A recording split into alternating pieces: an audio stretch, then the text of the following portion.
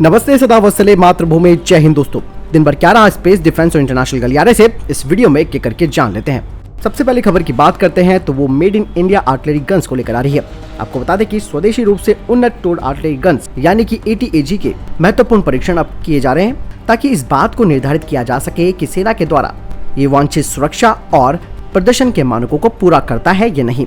परीक्षण के बाद इस पूरी परियोजना की समीक्षा की जाएगी। पिछले साल सितंबर में पोखरण में परीक्षण के दौरान एक बैरल फट जाने के बाद इस परियोजना को झटका लगा था, जिसके बाद सिस्टम का संचालन करने वाले कर्मियों को चोटें भी आई थी। आपको बता दें कि ये जो यूजर ट्रायल परीक्षण है वो 3 हफ्तों तक चलेगा, जिसके बाद सेना ये तय करेगी कि इस स्वदेशी made in India artillery gun का जो परीक्षण है वो उच्च ऊंचाई वाले क्षेत्रों पर भी किया जाएगा। दोस्तों, आपको बता दें कि स्वदेशी तोप के लिए चल रही ये परीक्षण काफी महत्वपूर्ण है, लेकिन इसका डिजाइन एक मुद्दा बना हुआ है, विशेष रूप से ATAG का नॉन स्टैंडर्ड चैम्बर साइज, जो कि किसी भी तरीके के प्रोजेक्टाइल को फायर कर सकता है, जबकि नाटो का स्टैंडर्ड इस तरीके की गन्स के लिए जो उनका चैम्बर साइज है वो 23 लीटर का होना चाहिए, जबकि स्वदेशी ATAG को 25 लीटर के लिए डिजाइन किया गया है, जो कि 48 किलोमीटर की विस्तारित सीमा प्रदान करती है। हालांकि ये जो गैर मानक चैम्बर्स हैं वो भविष्य में इस आर्टिलरी गन के निर्यात के विकल्पों को सीमित कर सकते हैं, क्योंकि अब वैसे बात है नाटो का एक स्टैंडर्ड है जिसे फॉलो किया जाता है, उसके हिसाब से इसे डिजाइन नहीं किया गया है, खास करके इसके चैम्बर को। आपको बता दें कि रेगिस्तान में इसके गतिशीलता के परीक्षण भी होंगे, जिसमें कि रेत के टीलों पर नेविगेट करना और क्लास 70 रोड पर इसकी उच्च गति के परीक्षण भी शामिल है। आपको बता दें कि स्कूल ऑफ आर्टिलरी के ट्रायल विंग के द्वारा ये परीक्षण किए जा रहे हैं, जिसके बाद अगले कदम पर फैसला करने के लिए एक विस्तृत रिपोर्ट सेना के प्रशिक्षण कमान को भेजी जाएगी। अगली अपडेट थिएटर कमांड को लेकर आ रही है।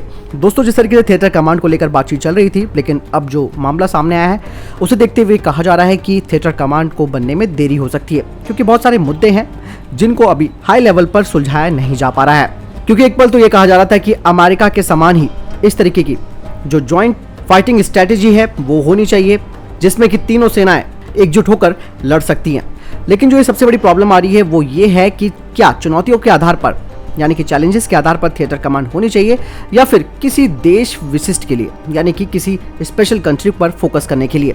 और इसीलिए ये महत्वपूर्ण हाई लेवल की बैठकें चल रही हैं और इसके लिए एक ड्राफ्ट नोट भी बनाया गया है जिस पर चर्चा की जा रही थी, जिसे थिएटर कमांड के निर्माण को मंजूरी देने के लिए कैबिनेट कमेटी ऑन सिक्योरिटी यानी कि CCS के पास भेजा जाएगा।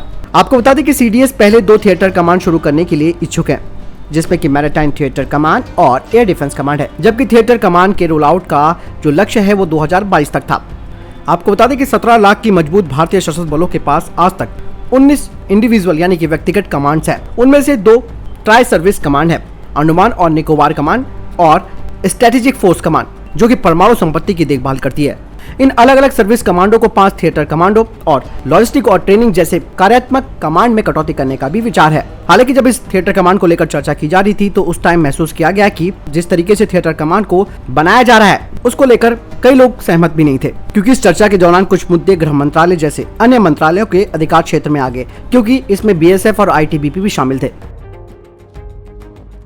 अगली अपडेट रक्षा मंत्री राजनाथ सिंह को लेकर आ रही है। रक्षा मंत्री राजनाथ सिंह ने इस बार चीन को साफ तौर पर चुनौती दे डाली है।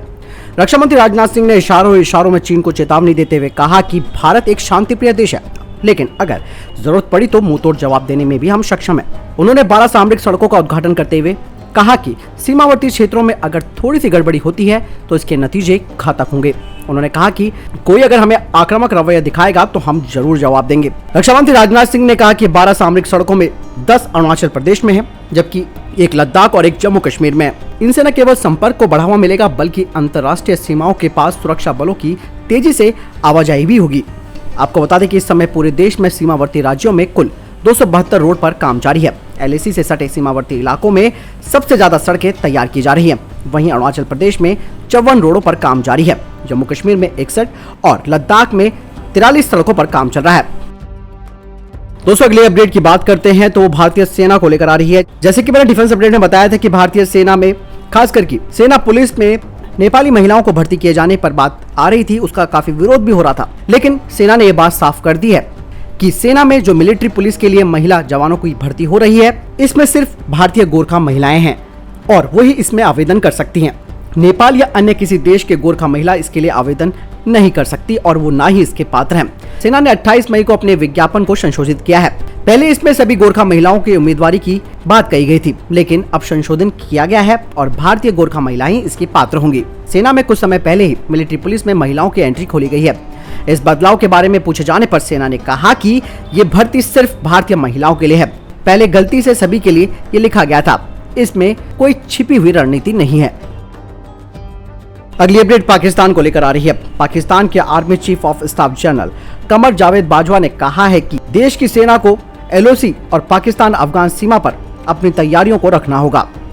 एक रिपोर्ट के अनुसार रावलपिंडी में जनरल मुख्यालय में आयोजित 2 दिवसीय 78वें फॉर्मेशन कमांडर सम्मेलन के दौरान जनरल बाजवा ने ये बात कही है। इसके अलावा इंटर सर्विसेज पब्लिक रिलेशन यानी कि ISPR ने एक बयान में कहा कि सेना के टॉप अधिकारियों ने वर्तमान में पाकिस्तान की जियो स्ट्रेटेजिक वातावरण और राष्ट्रीय सुरक्षा के लिए चुनौतियों का मूल्यांकन किया।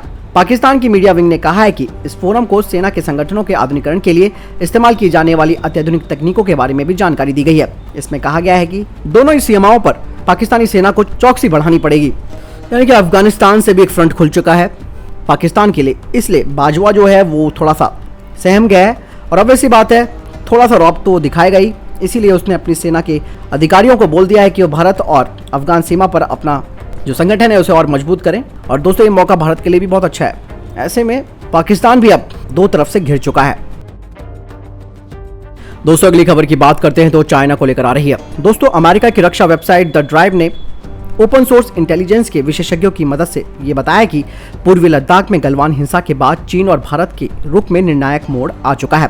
खास तौर पर चीन अब बहुत तेजी से अपने हवाई ठिकानों में इन्वेस्टमेंट कर रहा है। चीन ने भारतीय सीमा पर पिछले 1 साल में अपनी हवाई गतिविधियों को बहुत तेज कर दिया है। इसके अलावा चीन ने जमीन से हवा में भारतीय विमानों को मार गिराने वाली अपनी ताकत में काफी बढ़ोतरी की है। सैटेलाइट तस्वीरों से खुलासा हुआ है कि चीन अक्साई चीन से लेकर अरुणाचल प्रदेश की सीमा तक नए ठिकानों, हेलीपोर्ट और रेल लाइनों को बना रहा है। रिपोर्ट में कहा गया है कि चीन की तैयारियां केवल रक्षात्मक नहीं है और उसका रणनीतिक जो असर है वो बहुत खतरनाक हो सकता है। रक्षा विशेषज्ञों ने कहा है कि चीन ने अपनी पश्चिमी सीमा पर तिब्बत और शिनजियांग प्रांत में सैन्य इंफ्रास्ट्रक्चर में बहुत तेजी से बढ़ोतरी की है। इसमें सबसे ज्यादा जोर चीन ने अपनी हवाई ताकत को बढ़ाने के लिए किया है। चीन ने अपने पश्चिमी प्रांत में कई नए रनवे बनाए हैं और चीनी वायुसेना की पूरी ताकत को बढ़ाने पर जोर दिया गया है। चीन ने कई ऐसे ढांचे भी तैयार किए हैं जो कि भारतीय हवाई हमलों के द्वारा तबाह करना आसान नहीं होगा। चीन ने अब भारतीय सीमा पर अपनी तैयारियों को अलर्ट रहने की स्थिति में कर दिया है। विशेषज्ञों ने कहा है कि तिब्बत और शिनजियांग में अचानक से ये आधारभूत ढांचों का विकास सीधे तौर पर भारत और चीन के बीच तनाव को बढ़ा रहा है। चीन ने पश्चिमी सीमा पर कितनी ताकत जुटा ली है इसका भी ठीक से अंदाजा नहीं लगाया जा सकता। हालांकि उसकी तैयारी लंबे समय के लिए लग रही है। इन सैन्य ठिकानों पर बहुत तेजी से काम किया गया है। विशेषज्ञों का कहना है कि वर्तमान निर्माण चीन की तैयारियों का अंत नहीं है बल्कि उसके मंसूबे और भी ज्यादा करने के हैं। साथ ही सोर्सेस ने यह भी बताया कि ओवरऑल चीन की वायुसेना की पूरी तैयारी का मकसद भारतीय सीमा पर खुद को ज्यादा मजबूत हवाई ताकत के रूप में देखना है। उसकी कोशिश है कि अगर भारत के साथ वास्तविक युद्ध छिड़ता है तो लंबे समय तक वो अपनी हवाई गतिविधियों को चला सकेगा। चीन की मंशा अपने आक्रामक व्यवहार के जरिए हवाई क्षेत्र पर कब्जा करने की है। चीन की कोशिश है कि अपने हवाई ताकत को इतना मजबूत कर लिया जाए कि भारतीय वायुसेना और अन्य पड़ोसी देश नर्वस हो जाएं और बिना लड़े घुटने टेक दें। दोस्तों काफी चालाकी है चीन की यहाँ पर और सतर्क रहने का ये जो समय है, इसलिए राजनाथ सिंह ने भी चेतावनी दे डाली है क्योंकि इस तरीके का जो इंफ्रास्ट्रक्चर बन रहा है वो वाकई में टेंशन वाला है। यानी कि लंबी लड़ाई लड़ने के चक्कर में चीन यहाँ पर है और खास करके एयर डोमिनेट करने के लिए अब यहाँ पर भारत को सबसे मजबूत स्थिति में आना जरूरी है। और ऐसे में भारत को हवाई पावर के साथ साथ अंतर्राष्ट्रीय सहयोग की भी जरूरत पड़ेगी क्योंकि चीन से अकेला लड़ना इस वक्त थोड़ा सा कठिन हो सकता है क्योंकि उसके पास हमसे ज्यादा साजो सामान है हथियारों का। और ऐसे में हमें अमेरिका, फ्रांस, इजराइल, रूस की तो हम बात नहीं करेंगे क्योंकि रूस जो है वो दोगला है, वो चीन के साथ भी है और भारत के साथ भी, तो रशिया को हम यहाँ पर नहीं लाएंगे। तो ऐसे में भारत को यहाँ पर इजराइल प्लस अमेरिका और फ्रांस इनको लाना होगा जो कि अच्छे से जवाब इसको दे सकते हैं। और इसके अलावा अगर लड़ाई बढ़ती है या लड़ाई होती है तो एक मोर्चा जापान की तरफ से भी खोलना पड़ेगा। तो बहुत सारी चीज़ें हैं, कैलकुलेशन बहुत है, कहाँ से कहाँ युद्ध लड़ा जाएगा और कहाँ से कहाँ पर क्या असर होगा ये तो तय समय बताएगा। आपको क्या लगता है इस बारे में कमेंट सेक्शन में लिखकर जरूर बताएं। तो दोस्तों ये थे अभी तक के टॉप डिफेंस और स्पेस अपडेट। वीडियो के संबंध में कोई प्रश्न जवाब है, आपका कोई सवाल है, आप कमेंट सेक्शन में लिखकर जरूर पूछ सकते हैं। बहरहाल इस वीडियो के लिए इतना ही, मिलता हूं नई वीडियो के साथ। चैनल सब्सक्राइब करना ना भूलिएगा। जय हिंद, जय भारत।